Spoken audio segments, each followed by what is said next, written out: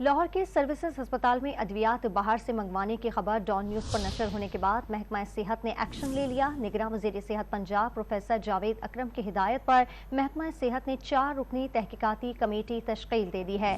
लाहौर के सर्विसेज अस्पताल में अद्वियात बाहर से मंगवाने की खबर डॉन न्यूज पर नशर होने के बाद महकमा सेहत ने एक्शन ले लिया है। इस पर मजीद तफसीलात जानते हैं नुमान लियाकत से। जी नुमान लियाकत, अब तक क्या जो है वो हिकमत अमली मुरतब की गई है, किस तरह एक्शन लिया जाएगा?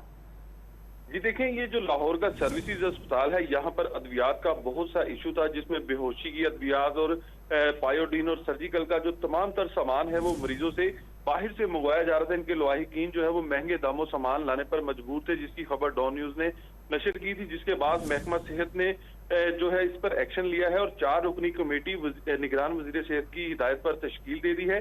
कमेटी के जो सरबराह हैं वो एडिशनल सेक्रेटरी टेक्निकल होंगे।